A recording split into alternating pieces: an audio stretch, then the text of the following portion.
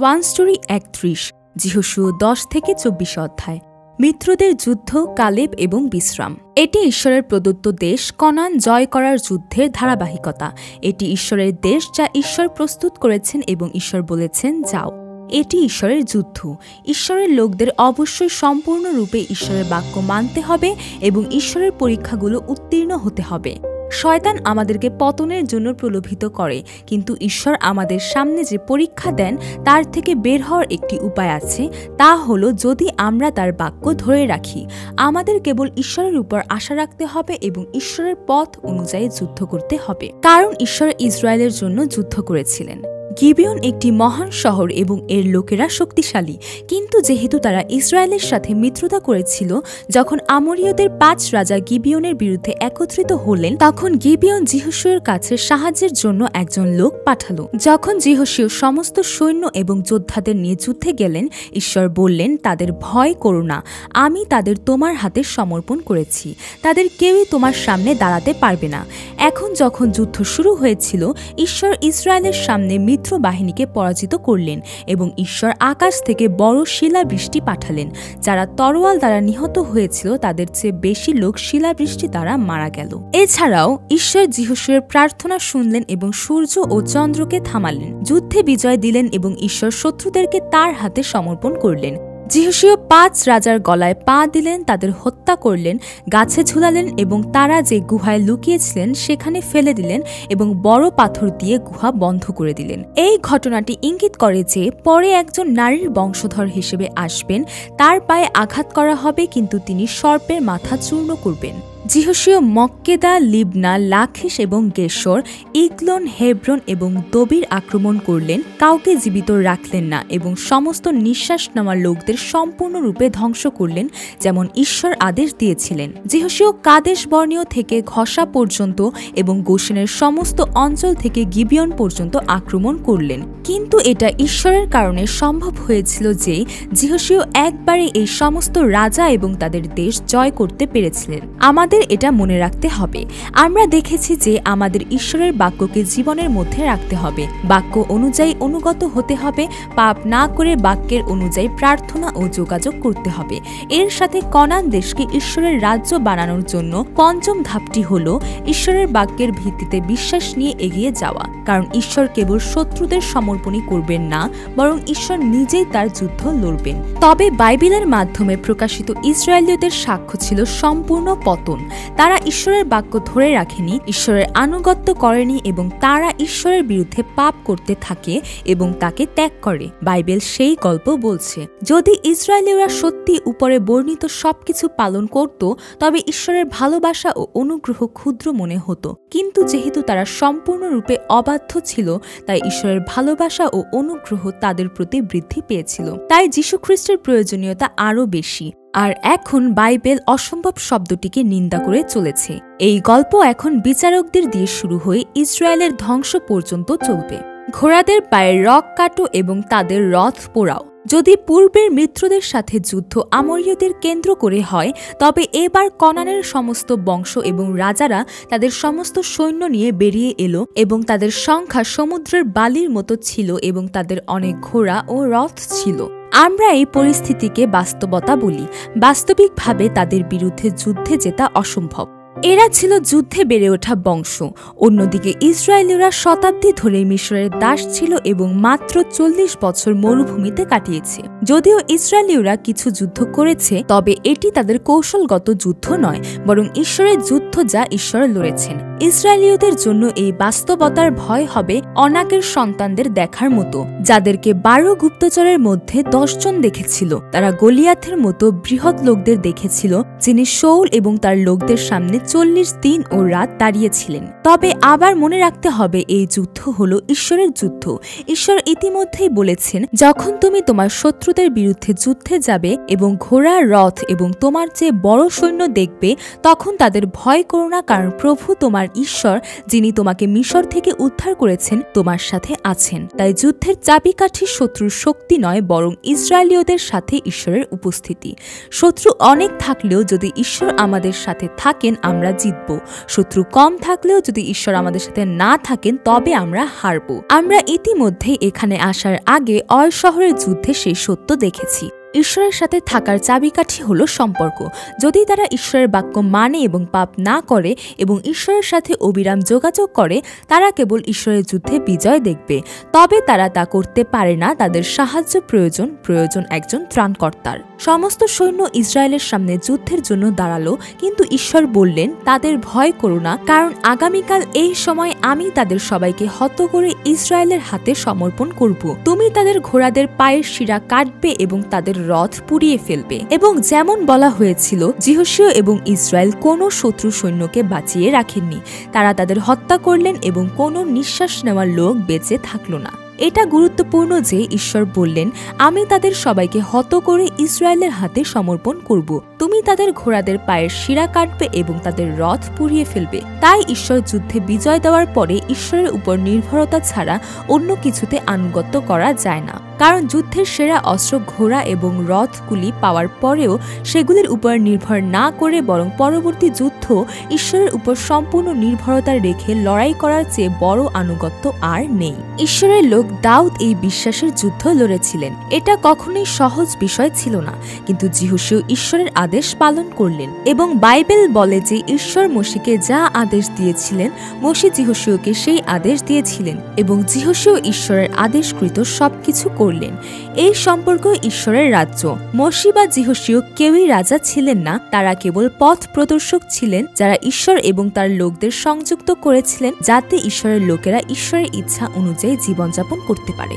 ঘষাতে, গাতে ও অশদোদে কতগুলো অবশিষ্ট ছিল। বাইবেলে দেখলে মনে হয় ইসরায়েলীয়রা হয়তো একবারই জর্দন পার হয়েছিল এবং একবারে যুদ্ধ জিতেছিল, কিন্তু যুদ্ধ দীর্ঘ সময় ধরে চলেছিল। যুদ্ধ শেষ হয়েছিল কনানের সমস্ত দেশ জয় করে।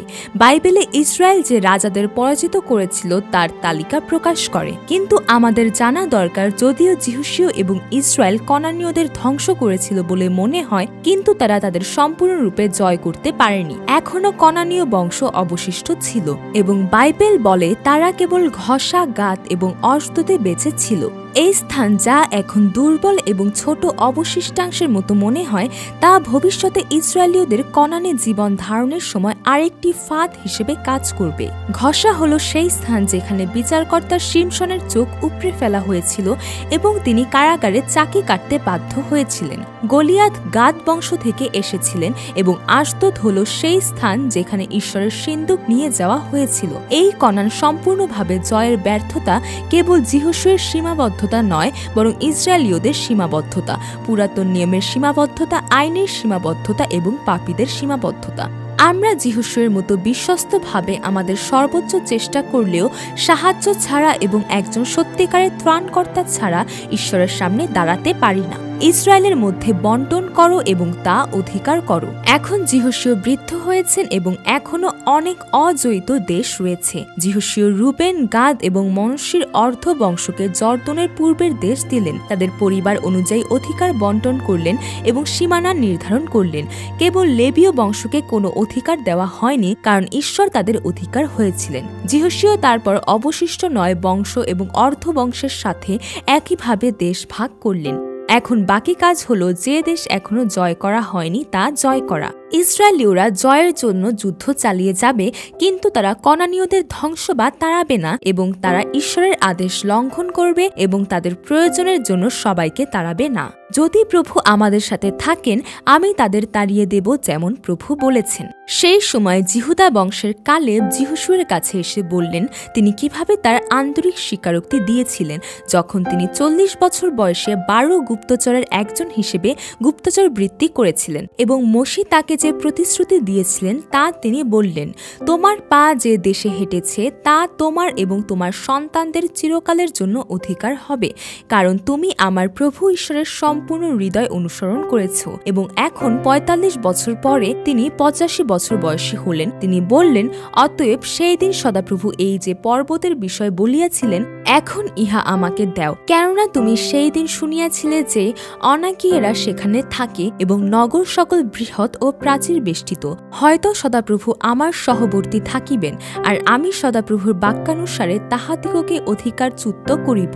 কালেব স্বীকার করেছিলেন যে প্রভু আমাকে সাহায্য করলে তিনি বিজয়ী হবেন, এবং তার স্বীকারোক্তির মতো ঈশ্বর তাকে সাহায্য করেন এবং তিনি পাহাড়ের দেশ জয় করেন। তারা যখন জয় করা হয়নি এমন দেশগুলি বন্টন করছিল, কালেব বিশ্বাসের মানুষ হিসেবে দাঁড়ালেন।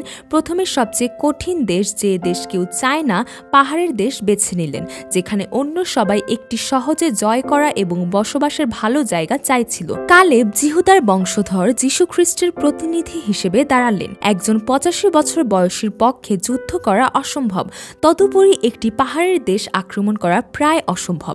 একইভাবে যীশুখ্রিস্ট একটি দুর্বল মানব দেহে নিজ স্থানে আসবেন এবং ঈশ্বরের সম্পূর্ণ ইচ্ছা পালন করবেন, ক্রুশের মৃত্যুবরণ করবেন। অসম্ভব পরিস্থিতি ঈশ্বরের দ্বারা অতিক্রম করা হবে। কনানের যুদ্ধ হল সেই যুদ্ধ যেখানে দুর্বল ঈশ্বরের লোকদের সবচেয়ে শক্তিশালী ঈশ্বরকে ধরে রাখতে হবে।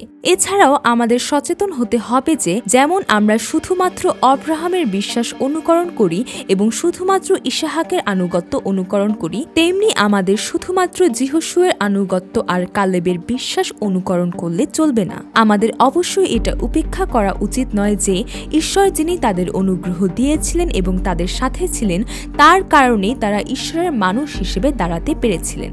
তাই আমাদের ঈশ্বরের উপর নির্ভর করতে হবে, যিনি তাদের অনুগ্রহ এবং শক্তি দিয়েছেন। আমাদের ঈশ্বর তার বাক্যের মাধ্যমে যা বলেছেন তার উপরে লক্ষ্য রাখতে হবে। ঈশ্বর তাদের সঙ্গে ছিলেন, কিন্তু তারা তাদের বিতাড়িত করতে পারেনি। যিহোশু এবং ইসরায়েলের সেনাবাহিনী কনানীয়দের বিরুদ্ধে মহান যুদ্ধে জয়লাভ করেছিল, কিন্তু সেখানে জয়ী হয়ে বসবাস করার জন্য তাদের অবশ্যই এই আদেশ অনুসারে কাজ করতে হবে। যে সকল নগরে তোমাদের প্রভু ঈশ্বর তোমাদেরকে অধিকার দিচ্ছেন, সেখানে কোনো প্রাণীকে জীবিত রাখবেন না, সম্পূর্ণরূপে তাদের ধ্বংস করো, যেমন তোমাদের প্রভু ঈশ্বর আদেশ দিয়েছেন। অন্যথায় তারা তাদের দেবতাদের উপাসনায় যে সকল ঘৃণ্য কাজ করে তা তোমাদের শিখাবে এবং তোমরা তোমাদের প্রভু ঈশ্বরের বিরুদ্ধে পাপ করবে। এইভাবে দ্বিতীয় যুদ্ধ শুরু হয়। প্রথমে জিহুদার সন্তানেরা অগ্রসর হয় এবং কালেব অগ্রসর হন পাহাড়ি অঞ্চলের দিকে, যা জয় করা কঠিন। বাইবেল বলে জিহুদা জীবুসীয়দের বিতাড়িত করতে পারেনি যারা জেরুসালেমে বাস করত। আজ পর্যন্ত জীবুসীয়রা জিহুদার লোকদের সঙ্গে সেখানে বাস করে। এছাড়াও ইফ্রাইম বংশধররা অগ্রসর হয়, কিন্তু বাইবেল বলে তারা গেশরে বসবাসকারী কনানীয়দের বিতাড়িত করতে পারেনি। আজ পর্যন্ত কনানীয়রা ইফ্রাইমের লোকদের মধ্যে বাস করে, কিন্তু তারা বাধ্যতামূলক শ্রম করে। এছাড়াও মনুষ্যের অর্ধ বংশ অগ্রসর হয়, কিন্তু বাইবেল বলে তবুও মনুষ্যরা এই শহরগুলি দখল করতে পারেনি, কারণ কনানীয়রা সেই অঞ্চলে বাস করতে দৃঢ় প্রতিজ্ঞ ছিল। দ্বিতীয় কনানীয় যুদ্ধের নেতা জিহুদার বংশধর এবং যোসেফের সন্তান ইফ্রাইম ও মনস্যি কনানের বাসিন্দাদের বিতাড়িত করতে পারেনি, কারণ তারা সম্পূর্ণরূপে ঈশ্বরের আদেশ পালন করেনি। তারা যে শক্তির অভাবে তাদের বিতাড়িত করতে পারেনি এমন নয়, কিন্তু তারা ঈশ্বরের আদেশ সম্পূর্ণরূপে পালন করেনি। যোসেফের সন্তানেরা যিহোশূকে বলে যে তাদের জমি কম, কিন্তু যিহোশূ তাদের বলে তুমি সেখানে নিজের জন্য জায়গা পরিষ্কার করো। তারা আবার বলে যে সেখানে পাহাড়ি অঞ্চল এবং লোহার রথ রয়েছে, কিন্তু যিহোশূ বলে কনানীয়দের লোহার রথ আছে এবং তারা শক্তিশালী, কিন্তু তুমি তাদের বিতাড়িত করতে পারবে। যোসেফের সন্তানেরা শক্তিশালী নয়, কিন্তু যিনি তাদের ধরে রেখেছেন তিনি শক্তিশালী, কিন্তু কালেবের মতো বিশ্বাস না থাকলে তারা ঈশ্বরকে দেখতে পাবে না। তুমি কতদিন দেরি করবে? এখন জর্দনের পূর্ব দিকের 2 বংশ এবং অর্ধ বংশ এবং দ্বিতীয় কনানীয় যুদ্ধে প্রথমে যুদ্ধ করা 2 বংশ ও অর্ধ বংশ মোট 5টি বংশ জমি দখল করেছে। এখন বাকি 7টি বংশের পালা। যিহোশূ বলেন, তোমরা কতদিন অপেক্ষা করবে ভূমি অধিকার করতে, যা তোমাদের পূর্বপুরুষদের ঈশ্বর সদাপ্রভু তোমাদের দিয়েছেন? পরে যিহোশূ বিন্যামীন বংশ, শিমিয়ন বংশ, সবুলন বংশ, ইসাখর বংশ, আশের বংশ, নপ্তালি বংশ এবং এবং দান বংশের মধ্যে জমি ভাগ করে দেয় এবং জমি ভাগ করা সম্পন্ন হয়। মহাযাজকের মৃত্যু পর্যন্ত শহরে বাস করো। ঈশ্বর ইতিমধ্যে মোশির সঙ্গে কথা বলেছিলেন এবং মোশি ইসরায়েলীয়দের বলেছিলেন আশ্রয়নগর সম্পর্কে, যা ঈশ্বর আবারও যিহোশূয়াকে বলেছিলেন, যারা জেনে শুনে হত্যা করেছে তাদের মৃত্যুদণ্ড দেওয়া হবে, কিন্তু ভুলবশত হত্যাকারীদের জন্য পালানোর পথ তৈরি করা হবে। তারা নিকটতম আশ্রয়নগরে পালাবে এবং যখন মহাযাজক মারা যাবে তখন তারা তাদের নিজ শহরে ফিরে যেতে পারবে। এটি যীশু খ্রিস্টের পূর্বাভাস দেয়, যিনি মহাযাজক হয়ে পথ হিসেবে আসবেন এবং যিনি স্বাধীনতা দেবেন। শতাপ্রভু তাদের বিশ্রাম দিয়েছেন। কনান জয়ের যুদ্ধ এখন শেষ হচ্ছে। যিহোশীয় লেবীয়দের জন্য শহর ও চারণভূমি বন্টন করে রুবেন, গাদ ও মনুষ্যকে পাঠিয়ে দেন, যারা জর্দনের পূর্ব দিকের জমি নেবে। যিহোশীয় এই কথা ভুলে যাননি। তোমরা খুব সতর্ক থাকবে, মোশির দেওয়া আদেশ ও ব্যবস্থা পালন করতে, তোমাদের প্রভু ঈশ্বরকে ভালোবাসতে, তার আনুগত্যে চলতে, তার আদেশ পালন করতে, তার সঙ্গে দৃঢ়ভাবে থাকতে এবং সমস্ত হৃদয় ও আত্মা দিয়ে তার সেবা করতে। যদিও পথে তারা যে বেদি তৈরি করেছিল তার কারণে একটি ভুল বোঝাবুঝি হয়েছিল, কিন্তু যাজক ইলিয়াসরের পুত্র পিনহসের মধ্যস্থতায় এটি প্রকাশ পায় যে বেদিটি বিদেশি দেবতাদের কাছে বলিদান করার জন্য নয়, বরং ভবিষ্যৎ প্রজন্মকে সাক্ষ্য দেওয়ার জন্য যে তারা জর্দনের পূর্ব ও পশ্চিমে থাকা এক জাতি যারা সেই এক ঈশ্বরের সেবা করে। এখন যিহোশূয়ার শেষ কথা বলার সময়। বাইবেল উল্লেখ করে যে ঈশ্বর তাদের বিশ্রাম দিয়েছেন, কিন্তু আমাদের বুঝতে হবে যে এটি একটি অস্থায়ী ঈশ্বর প্রদত্ত স্বাদ ছিল। বাইবেল বলে ঈশ্বর যে চূড়ান্ত বিশ্রাম দিতে চান এটি তা নয়। ব্যবস্থার বইয়ে লেখা সবকিছু পালন করো, ডান বা বামে বিচ্যুত হও না। ঈশ্বর মোশির মাধ্যমে যেমন কাজ করেছিলেন তেমনি যিহোশূয়ার মাধ্যমেও কাজ করেছিলেন এবং এখন তিনি সেই কাজ সম্পন্ন করছেন। প্রথমে যিহোশূয়া সমস্ত ইসরায়েলকে একত্রিত করে তাদের আবারও স্মরণ করিয়ে দেয় যে ঈশ্বর তাদের জন্য যুদ্ধ করেছেন এবং ঈশ্বর তাদের বন্টন করা জমি সম্পর্কে যা বলেছেন তা করবেন, এবং তিনি ভুলে যাননি যে বলা হয়েছিল বলবান হও। মোশির ব্যবস্থার বইয়ে যা লেখা আছে তা সব পালন করতে সতর্ক থাকো, ডান বা বামে বিচ্যুত হও না, কারণ এটি জীবন, যাতে তারা ঈশ্বরকে ছেড়ে না যায়। তিনি তাদের বলেছিলেন যে তারা নিজেরা সতর্ক থাকবে এবং ঈশ্বরকে ভালোবাসার মাধ্যমে ঈশ্বরের বিরুদ্ধে পাপ করবে না, কিন্তু যদি তারা পাপ করে ঈশ্বর তাদের শাস্তি দেবেন এবং ঈশ্বর যে জমি দিয়েছেন তাতে তাদের ধ্বংস করবেন। যেমন ঈশ্বর আশীর্বাদ করেছেন তেমনি তিনি অবশ্যই তাদের শাস্তি দেবেন। ঈশ্বরের শাস্তি এড়ানোর উপায় হলো ঈশ্বরের বাক্যের মাধ্যমে ঈশ্বরের ইচ্ছা জানা এবং সেই অনুযায়ী কাজ করা। তুমি কাকে সেবা করবে তা আজ নির্বাচন করো। এখন যিহোশীয় তাদের প্রতি ঈশ্বরের যত্নের কথা স্মরণ করেন, যা আব্রাহাম থেকে শুরু করে মোশির যাত্রা, লোহিত সাগরের ঘটনা এবং প্রান্তরের দিনগুলি থেকে কনানীয় যুদ্ধ পর্যন্ত চলছে, এবং তিনি তাদের জীবনে তারা কাকে সেবা করবে সেই সিদ্ধান্ত নিতে উৎসাহিত করেন। যিহোশূয়া স্পষ্ট বলেন যে আমি এবং আমার পরিবার আমরা সদাপ্রভুর সেবা করব,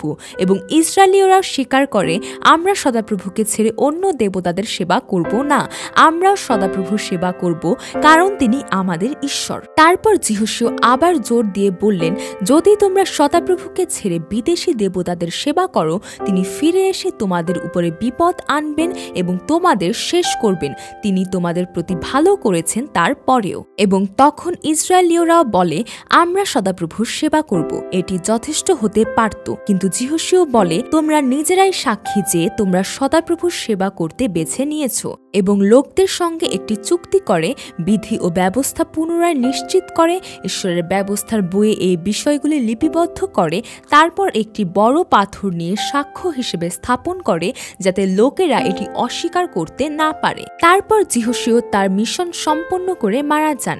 এখন বাইবেল একটি দীর্ঘ মন্তব্য করে বলে যিহোশূয়া যতদিন বেঁচে ছিলেন ইসরায়েলবাসীরা প্রভুর সেবা করেছিল, এমনকি যিহোশূয়ার মৃত্যুর পরও তারা প্রভুর সেবা চালিয়ে গেল।